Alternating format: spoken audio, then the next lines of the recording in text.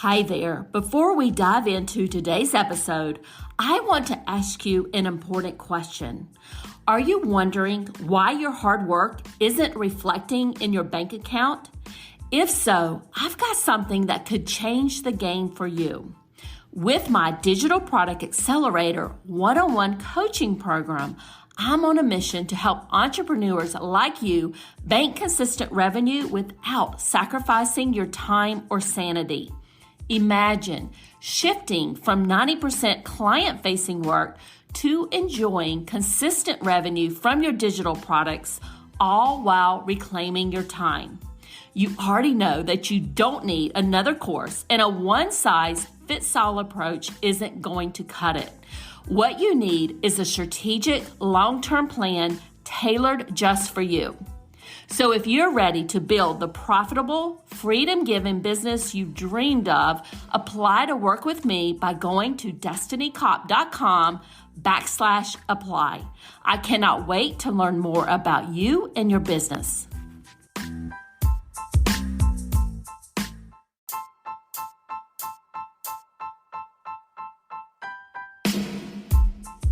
Welcome to the Course Creators MBA podcast. I'm your host, Dr. Destiny Kopp, and I help business owners increase the revenue with digital products and evergreen sales funnels. In this podcast, we go deep into product and marketing strategies for digital product creators. We cover everything from digital product creation, how to market and sell your digital products, and just as important, how to find your ideal customer. Let's jump right into our show.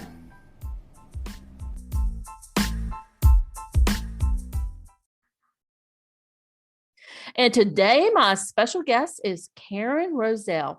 Karin is the author of 2 business books and creator of the Happy Little Practice Method for Women in Business.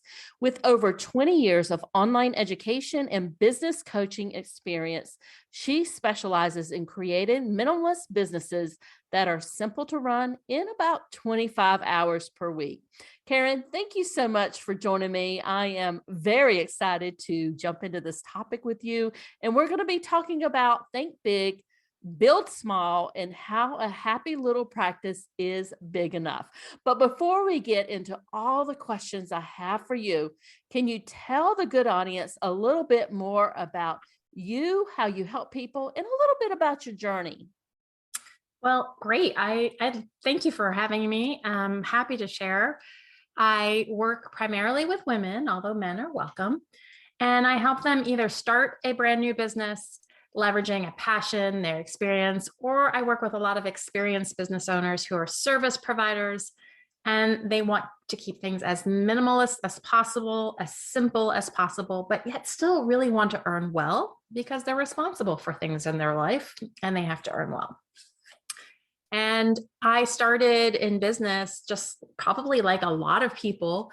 I followed the entrepreneurial track of kind of, all right, let's go big, let's go all in, let's crush our goals. And that worked really well until one day I was kind of done with it. And it coincided with getting pregnant with our first kid and really realizing I'm like, why am I working so hard?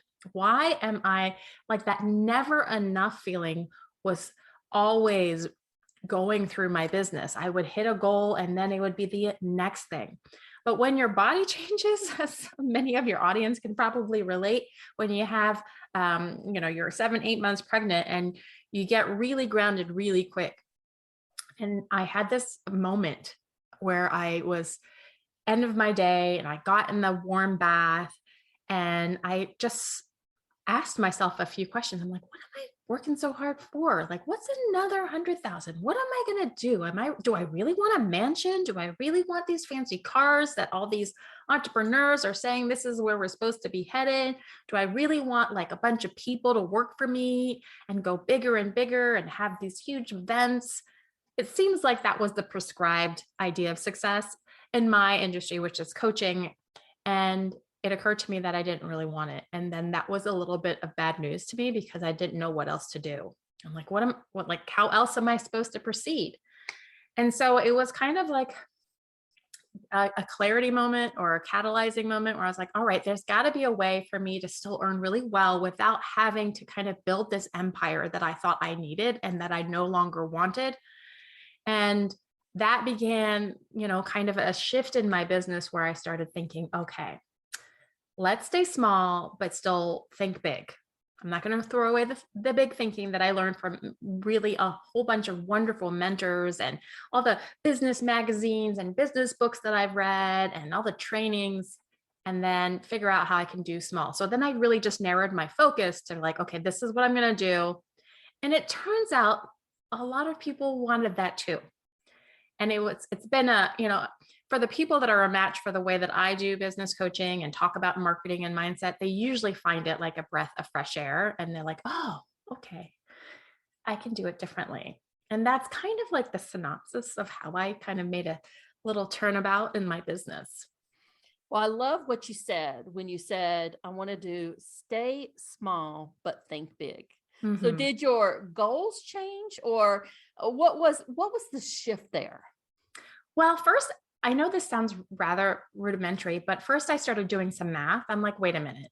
Do I really I started, I was chasing the $1 million business model, and it occurred to me that I didn't really need or desire a $1 million lifestyle. Mm-hmm. This is kind of basic, but it was kind of a wake-up call. And then I started working backwards to, all right, what would a multi-six-figure business look like? And where the goal isn't just to keep growing and growing and growing and growing. It was just to have my enough be defined, where I could still feel like I have an impact and do really meaningful work, but make enough, right? And to somebody else, maybe it's small potatoes, but for most people who want to work perhaps during school hours or are doing something different in early retirement or wanting to make a job change, they don't really want to replicate corporate culture of working and working and working all the time. So the first thing I did was readjust my financial goals and create some relief. And then I started looking for business models that would allow me to do that. So that's the first thing that I did. So was it a combination of the financial goals and how many hours you wanted to work each week? Was that? I love that. I love that. So let's talk a little bit more about the Happy Little Practice method, your definition of it, and what are some essential components of it in this boutique business model that you have defined. Right. Okay. So first, I decided that happy had to be part of a valid business strategy because we all have slightly different variations of what happy means to us, including slightly different variations of our financial goals, but also where we want to live, how we want to live. And that may take more or less income depending on what's important to you. And what I noticed was if you don't decide what success really looks like for you and also what it feels like for you, well, society will tell you what it's like. And then you'll see what that looks like. You'll see it on Instagram, you'll see it on TV and media, and it's just one version that's very glamorous and very wealthy. And so you have to define what happy is for you. And by that, I don't mean feeling like there's rainbows and unicorns going on in your life at every day and every moment. I mean, what is happy for you? And then start to make decisions based on that. And that starts to help you right-size your business goals and your marketing strategies and all the things. So I start there because otherwise, most of us could be so happy, working for somebody else. And so that's a valid business decision. And in Happy Little Practice, we start with what do you want? What makes you happy? And then we use the boutique business model, which is where the little in Happy Little Practice. Instead of building a business that is based on a large following, a large number of customers or clients, we go for a smaller following, a small number of clients every year that we serve supremely well, work very well with, and really delight them. And we charge a premium for that. So just like a nice boutique that you can imagine, but it's like that for a service business.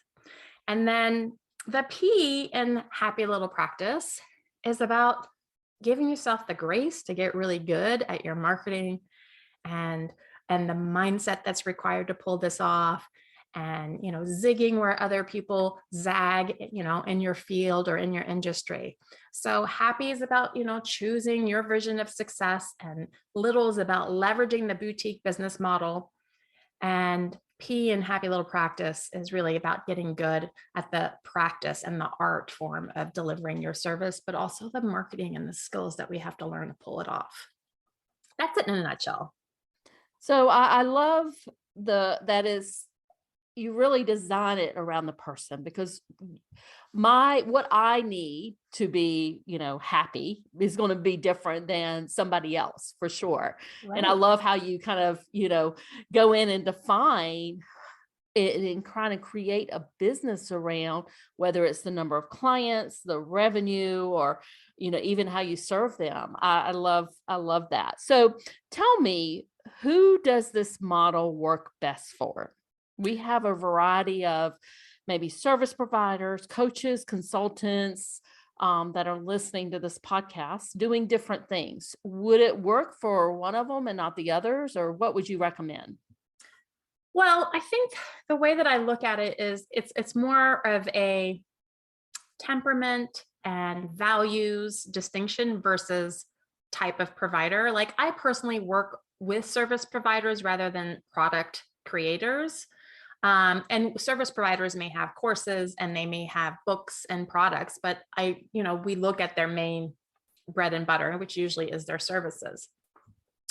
And so by temperament, I mean, it's somebody who likes simplicity, who is very much attracted to that less is more approach to things. I'm a bit introverted, but can show up extroverted when needed to. So introverts are welcome here. And so that's what I mean by temperament and values. Like, you just aren't really interested. You may be interested in making really good money, but you don't need to have an empire and a staff. So that's really the distinction. Like, some people really want that. And in America, we're very much like conditioned that, business means becoming a CEO or a manager. But there's a third alternative, which is also by temperament, is that I kind of see my clients as artists, even though they may be doing something very practical, working on websites, creating, virtual assistant services or coaching. It is a bit of an artist meets minimalist, even though we may not be minimalist in our personal lives, but in our business. So somebody who likes simplicity, less is more, definitely sounds like something I would be interested in. Can you walk us through some client examples? Somebody who maybe, was going after that, what I call some of those bro marketing things, the flashy cars, the big teams, and I'm spending all this money type thing. And you took somebody like that and it really wasn't serving them and helped them kind of transform their business. I will have to say that it's quite, unless I'm working with a startup, it's not unusual. Like if I'm not working with a startup, my clients are either sometimes marketing, and so it's inconsistent, or they're doing what you just described. They're doing 6, 7 different marketing strategies that they thought they really had to do to be successful, but none of them are done well enough to really work well. But it's exactly what the influencers are doing, and things that work for people who have a really large following. And most of us don't, right? Most of us don't have the fame that a lot of these gurus or, mega experts that, you would see on TV or have, 1 million followers or tens of thousands of followers. So they're doing social media. They're doing sometimes maybe some speaking. They're doing some emails. They're doing 3 or 4 other things. And when I look at the data and the actual results of those things, there's not one of those things that really is like the heavy hitter. And so what I like to do in that situation where, for example, one of my clients, she had all the front of the house things just perfectly looking great and had all these marketing strategies. And we just kind of had to eliminate everything but 2 to just work on getting those 2 things working well. And it is very unnerving because there's comfort in doing what everybody else is doing. Like, oh, everybody's doing this, so I'll do that too. But it takes courage to say, you know what, I'm going to do two things and I'm going to decide to get really good at them instead of diluting my efforts all over the place. So at first it takes a little bit of courage, but then in the end you realize you're much more efficient.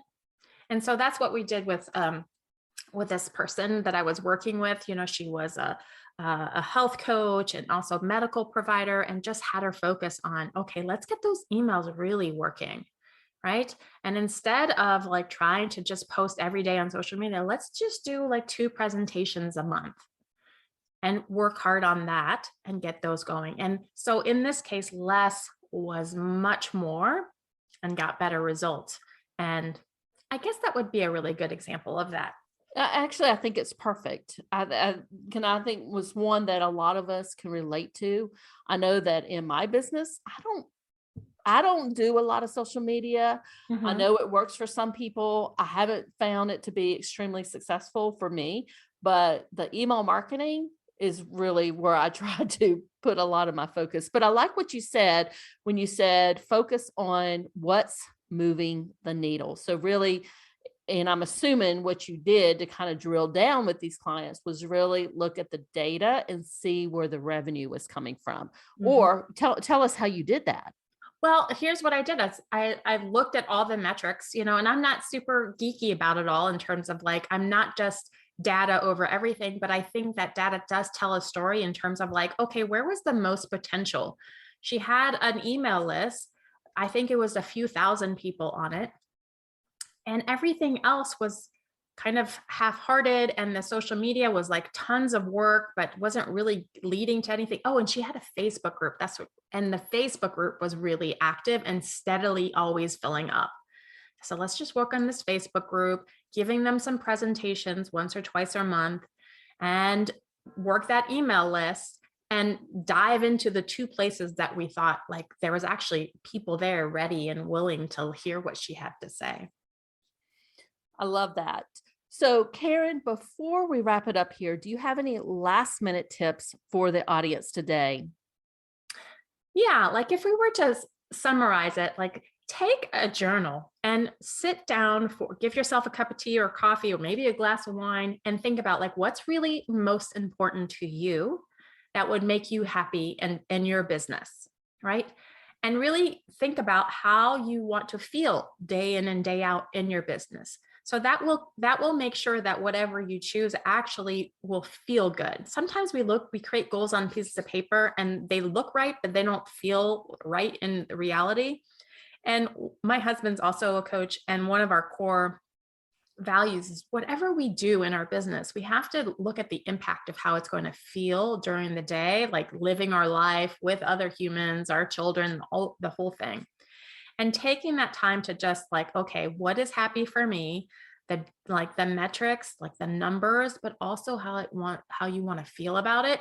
Then make decisions in your marketing that fit that. For example, of all the different marketing strategies you could do, which are the ones that will likely make you feel or generate feelings that are closest to your vision of happy in business?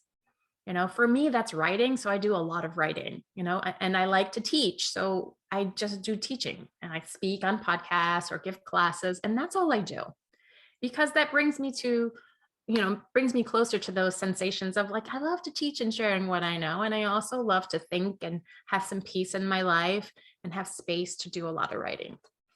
So that's just a quick example of like taking some ideas that we've talked about and just drilling them down and applying them to your own little business. And I like that example. And as you were going through and talking about that, I was like, you know, there are things that I don't like to do that I used to do that I just don't do anymore. And one of them is the live webinars. I love podcasting, like what we're doing. I still love teaching, but I don't really enjoy, and it just doesn't fit well in my life to do the live webinars. Right. If anybody would like to get in touch with you to learn more about your HLP method that you have, where can they find you, Karin? Well, they can go to my website, KarinRozell.com. That's Karin with an I. And there you'll find a signature presentation that will explain the whole Happy Little practice method and it goes deep for about an hour. So you can find that. And there's also a free book that I'm sharing for your listeners. And that will be my book called Rock Stars of Wellness. And, 70-80% of my clients come from the health and wellness field. And so you'll share a link that I gave you in your show notes of how they can get a free copy of that too. Yes, we'll make sure all of these links are in the show notes so they can reach out and get in touch with you and sign up for your email list. And Karin, thank you so much for joining us and, just helping us see that there is another way. We don't have to have this huge business where we're working 9 to 9 at night and, chasing after these multi-million-dollar revenue years. We just need to focus on what makes us good, what we need for our family and what makes us feel good. Thank you. You said it. Thanks so much. Bye. Thank you so much for joining us today. I hope you enjoyed this episode. If you love the show, we'd appreciate a review on Apple Podcasts or your favorite podcast platform and show us some love there. Have a great rest of your day and bye for now.